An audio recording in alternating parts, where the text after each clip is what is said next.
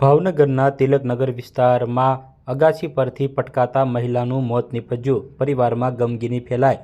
ઉત્તરાયણ પર્વને એક દિવસની જ વાર છે, જેને લઈને સૌ અગાસી સાફ સફાઈ સહિત કરી રહ્યા હોય છે। ત્યારે ભાવનગરના તિલકનગરમાં રમાબેન મૈડા નામના પોતાના અગાસી પર સાફ સફાઈ કરી રહ્યા હતા। તે દરમિયાન પગ લપસી જતા અને નીચે પટકાતા તેમનું મોત નીપજ્યું છે। સારવાર અર્થે ભાવનગર સર્ટી હોસ્પિટલ ખસેડવામાં આવ્યા હતા, જ્યાં ડોક્ટરે મૃત જાહેર કર્યા છે। મૃત જાહેર કરતાં જ પરિવારમાં ગમગીની ફેલાઈ જવા પામી છે અને રમાબેન મૈડા નામના મહિલાનું મોત નીપજ્યું છે, જેને લઈને પોલીસે કેસ કાગળ કરી કાર્યવાહી પણ હાથ ધરવામાં આવી છે।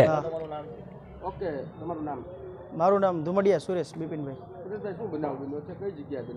તિલકનગર વાલ્મીકીવાસ રમાબેન ભૂપતભાઈ મૈડા મારા માસી થાય છે, જેઓ મકર સંક્રાંતિના નિમિત્તે સાફ સફાઈ કરવા ગયેલા અગાસી ઉપર અને ત્યાં એમને બીજા માળેથી સીડી ઉપરથી પગ લપસી જતા એમને અકસ્માત થયેલો છે અને સર્ટી હોસ્પિટલમાં લાવ્યા હતા। ત્યાં ડૉક્ટરે એમને મૃત જાહેર કરેલા છે।